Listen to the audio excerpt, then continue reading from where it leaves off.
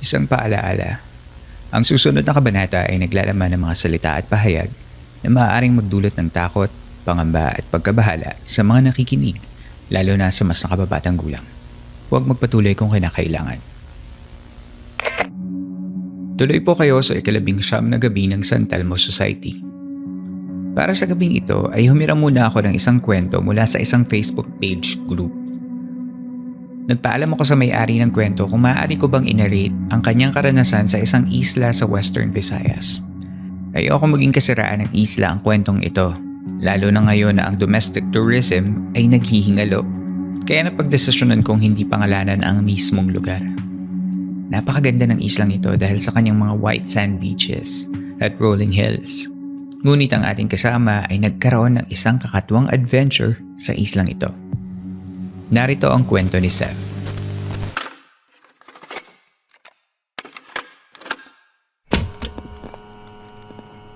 Dahil sa TV show na Biyahe ni Drew sa episode ng island na to, we managed to plan our trip. DIY travel ito going to the Panay Island. 6 kami sa group. Nag-start kami sa Aklan, taking the bus going to that town. Sa bus from Aklan, nakasakay kami sa bandang harap at nakipagkwentuhan kami sa driver. Kuya, totoo bang may mga aswang sa... Tanong ko. Naku, no comment na lang sir. Mararanasan nyo na lang yan pag nandun na kayo. Sagot naman ng driver. Basta wag kayo inom ng tubig doon pag may nag-alok sa inyo basta-basta. May iba doon hinahaluan ng lason. Okay po, sabi ko. Umalis kami sa Aklan around 4 a.m. We rode the bus going to the barangay where the island is located. After we arrived, pumunta kami sa tourist center then asked for help para makakuha kami ng accommodation and boat operator to and from the island. Nakarating kami sa island and the boat operator introduced us to a guide who will now be referred to as Manang. Mabait si Manang and very accommodating. From Pampang, sinamahan niya kami sa transient house na pinauupahan niya. Bago umalis ang boat operator, nagkasundo kami na kinabukasan at 4 a.m. niya kami pipick upin kasi biyahe pa ulit kami papunta naman sa kabilang isla. Bungalow house ang transient place ni Manang.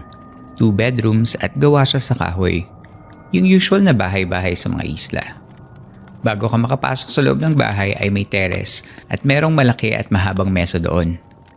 Then ang CR ay nandun sa labas, sa kabilang dulo pa ng bahay. Mga ilang hakbang din bago ka makapunta sa CR paglabas mo ng bahay. Kasama ni Manang yung asawa niya. May bahay sila sa katabi ng transient house na inuupahan namin. Pagdating namin sa bahay, nagtanong kami kay Manang kung saan ba meron yung parang albularyo na dadasalin kami gamit ang luya. Para daw yun pang welcome sa inyo sa isla. Pagtaboy ng bad spirits or kung ano man yun. Tinanong kami ni Manang kung bakit kami naghahanap nun. May nararamdaman daw ba kami? Sabi namin, kinagaya lang namin yung napanood namin sa Biyahe ni Drew. May kilala daw siyang ganun at lumabas siya para sunduin. Maya-maya pagbalik ni Manang ay may kasama na siyang matandang lalaki na parang albularyo nga ang dating. Isa-isa, kaming 6, ginawa na ni Tatang yung kung ano man yung ritual na yon. 2 yung monoblock chairs. Si Tatang nakaupo sa isa, tapos yung gagawa nakaupo din paharap sa kanya. Pinahid niya ang luya sa aming noo and may dasal siyang gagawin na hindi naman din namin maintindihan kasi bumubulong lang siya. Napansin ng isang kasama namin na yung pagpahid ni Tatang sa noo, inverted cross ang nabubuo. So, okay na, tapos na, at umalis na si Tatang. Yung time na nagpunta kami doon sa isla ay medyo makulimlim ang langit at maulan ang panahon. So most of our stay sa lugar, doon lang din sa bahay. Si Manang nag-prepare siya ng lunch namin. Siya ang nagluto. Ang ulam ay munggo na may puso ng saging. Hindi ako kumain dahil kung ano-anong tumatakbo sa isip ko. Duwag din kasi ako pero sabi ng mga kasama ko, walang lasa halos yung luto ni Manang. Pero dahil walang ibang food, kinain pa din nila. During lunch, nakabukas lang yung pinto sa bahay and kita namin yung mga nagiinuman sa tapat. Ito yung asawa ni Manang at ang mga kasamahan niya. Nakatingin lang sila sa amin at inaaya yung isa naming kasama na makitagay sa kanila. Paulit-ulit siya tinatawag pero dahil sa takot ng girlfriend niya, Hindi siya pinapunta doon.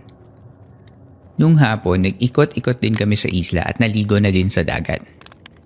That time, kapansin-pansin, nakakaunti lang ang tourist. Kasi di naman siya summer or peak season.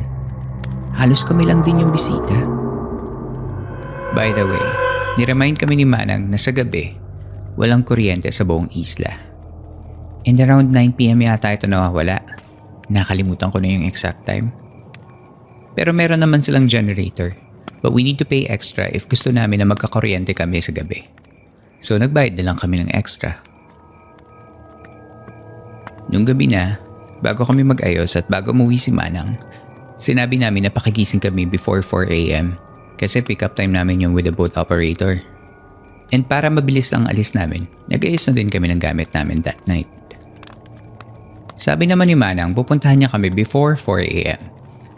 At isarado na daw namin ng maigi ang mga pintuan bago matulog dahil madami daw pusa na pumapasok. Madaming pusang pumapasok? That time, I thought parang weird yung reminder ni Manang. Nag-CR yung isang kasama naming girl at nagpasama siya sa boyfriend niya kasi madilim sa labas. Pagbalik ng friend ko, sabi niya hindi siya mapakali. Parang may nakasilip daw dun sa siwang sa itaas ng CR. Yung pinto ng bahay ay hindi typical na doorknob na nilalak lang.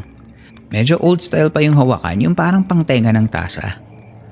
Kailangang ipitan ng kalso para sumara ng maigi. Tapos itatali mo yung hawakan sa butas sa gilid para sumara siya talaga. Ang ending, nag-decide kami lahat na sa isang room na lang matulog. Nagsiksikan kaming 6 kasi medyo kakaiba na nga din yung pakiramdam. Yung kwarto, ganito yung itsura. One side yung pinto, papunta sa sala. Then yung one side, partition yon dun sa may isang room. Yung 2 other sides, puro bintana na may kurtina. Yung salamin ng bintana, yung may lumang jalousie. Sa lapag kami nakahiga kasi wala namang kama, kutsyon lang. Tapos, kahoy yung sahig. Yung style sa kubo na may siwang-siwang na masisilip mo yung ilalim. After everything was settled, we called it a day and then sleep time na kaya pinatay na lahat ng ilaw sa kwarto. It was almost 3 AM nang nagising ako kasi biglang may kumalabog na napakalakas sa bubong.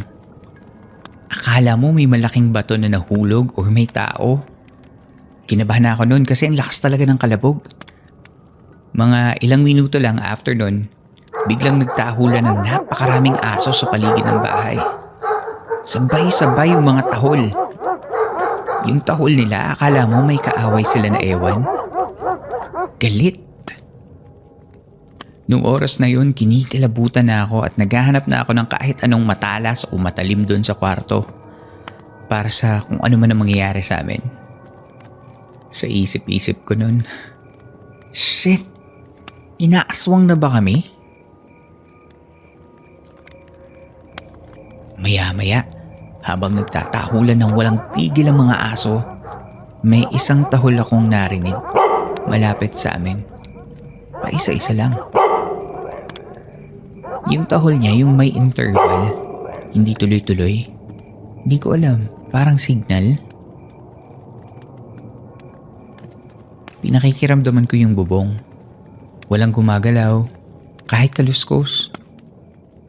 After a while, nagsitigil na yung maraming aso na nagtatahulan. Tapos, tumahimik na ulit yung gabi. Nagtaka naman ako kasi walang nagising na kapitbahay. Samantalang ang mga bahay doon ay magkakadikit lang. Imposible kayang walang nakarinig ng tahulan ng aso na yun sa dami nun tsaka ang lakas?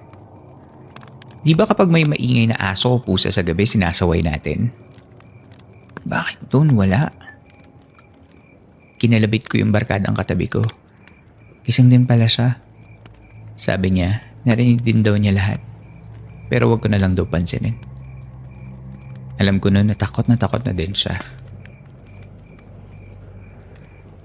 Nawala yung antok ko kaya hindi na rin ako makabalik ng tulog. Nakikiramdam lang ako sa paligid. Naaninag ko yung dilim. Parang horror movie. Pero for some reason, nakatulog din ako. The next thing I remember is being jolted awake kasi binangungot ako. Sa bangungot ko ay yung mga kurtina sa bintana. Biglang tumaas lahat papunta dun sa kisame dahil sa hangin. Takot na talaga ako nun. Ilang beses din akong nakakatulog at nagigising sa bangungot na yun. Hanggang sa malingat na lang ako at mag-aalas 4 na ng umaga. Hindi na ako ulit nakatulog. Isa-isa ay nagising na din ang mga kasama ko pero walang kwentuhan na nangyari. Tahimik na kumikilos ang lahat. Hindi rin kami pinuntahan ni Manang para gisingin. Nasaan kaya si Manang? Kinontak namin yung boat operator para sunduin na kami. Wala kaming imik lahat. Hindi ko alam kung dahil sa takot o sa antok o pareho.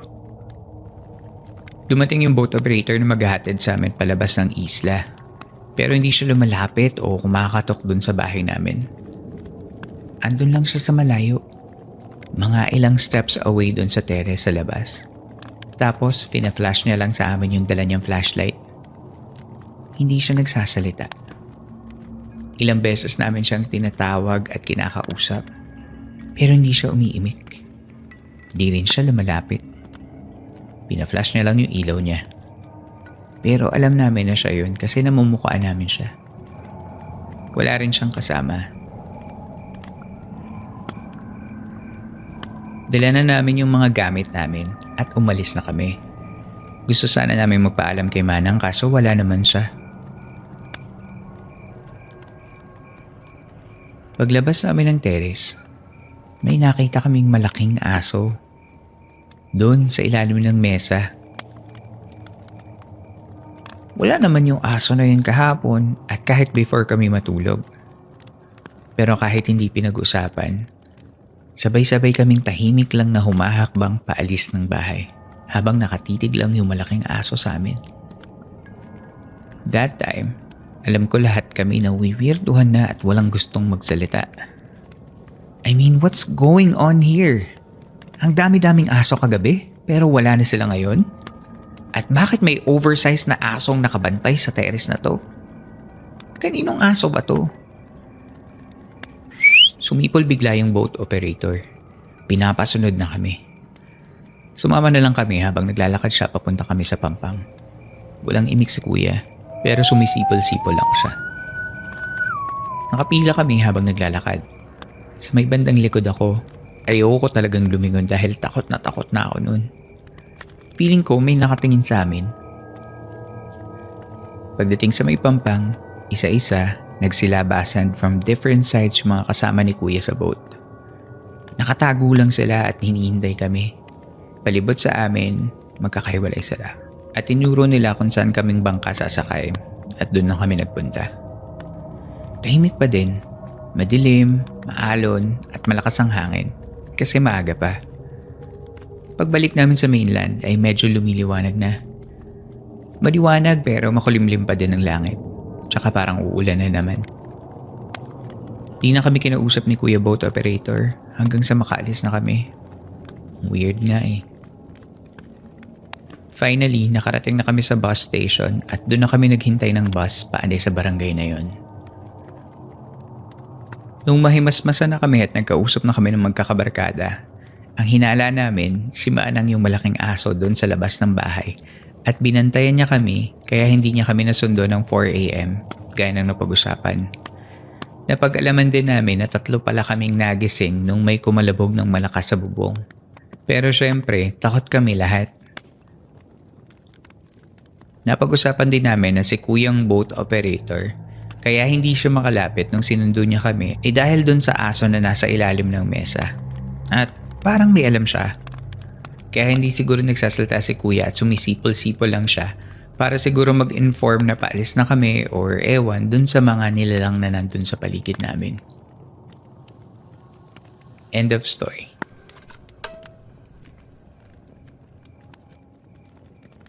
First of all, Seth, thank you for allowing me to share your story here in my podcast.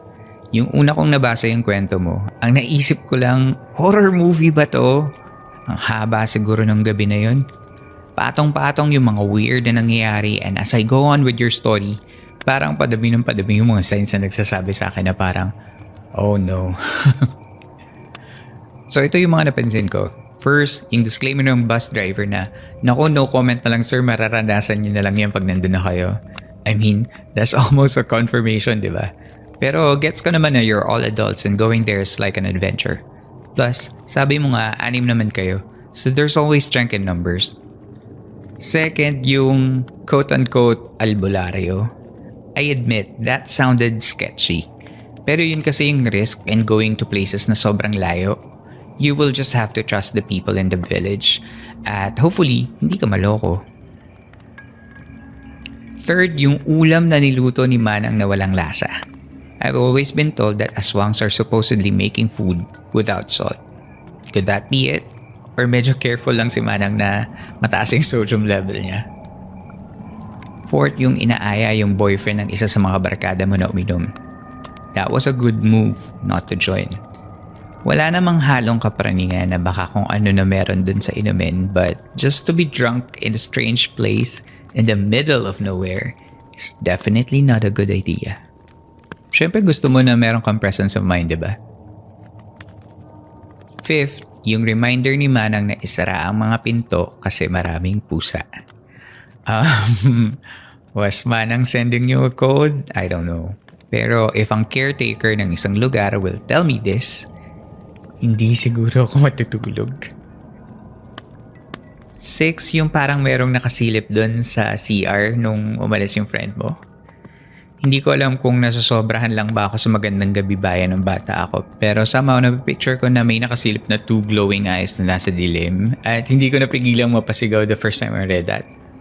Creepy kasi. And finally, nung gumabi na may kumalabog, feeling ko talaga nasa horror movie kayo nun. Alam ko kasi yung mga kalabog sa bubong kasi lumaki ako sa probinsya at alam ko yung tunog na ganun. Tapos nagkahulan pa yung mga aso. Alam mo yung naiisip ko dun? Yung scene sa movie na Tik Tik The Aswang Chronicles nung napalibutan na yung bahay nila Ding Dong ng mga aswang. Yun ang image sa utak ko.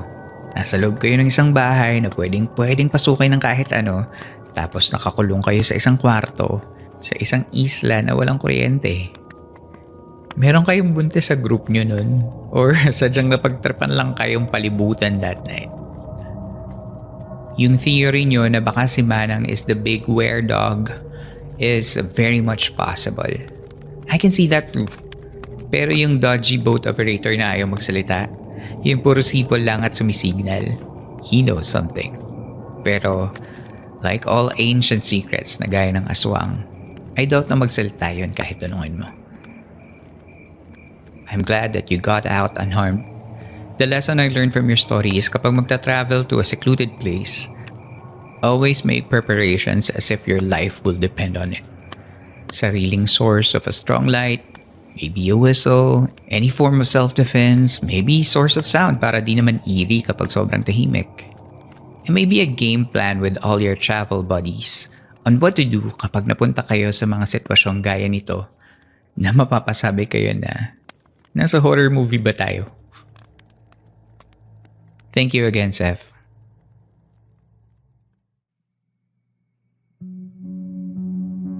Tigil muna sa kwentuhan. Magbabalik ang Philippine Camper Stories matapos lamang ang ilang saglit.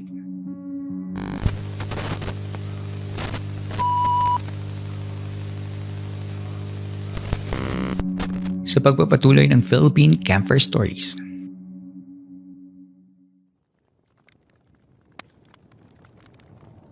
Since mahaba yung first story natin, I will pair it up with a short clip na sinend sa atin ng isang listener na si Joe Mark. Pakinggan natin ang maikling clip na ito.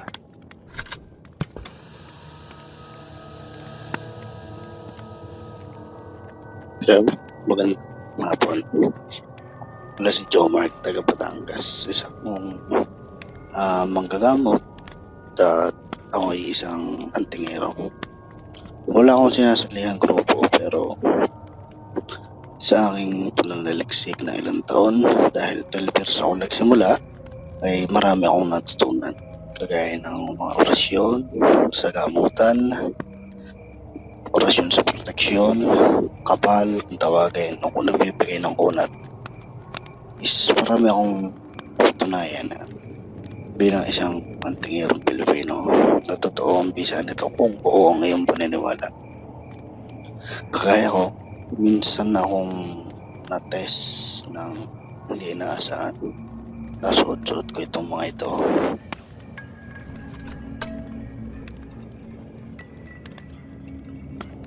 Sinend sa akin to ni Jomar sa pamamagitan ng voice message via Anchor app na may limit of 1 minute kaya naputol ito. Pero sa maikling minuto na yun at nabanggit niya ang kanyang experience as an antingero, yung knowledge niya tungkol sa mga orasyon sa gamutan, orasyon sa proteksyon o kapal.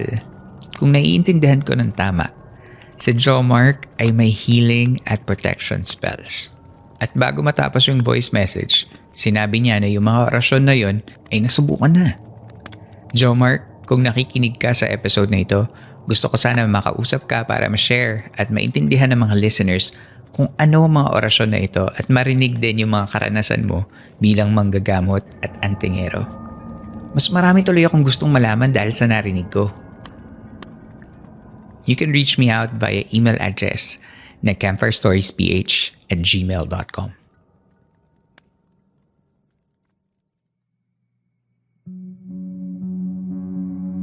Inyo pong nasubaybayan ng isa na namang gabi ng Philippine Campfire Stories sa ating segment na San Telmo Society. Sana ay nakatulong kahit panandalian ang pakikinig ninyo upang maipahinga ang inyong mga sarili laban sa problema at hamon sa labas ng campsite na ito.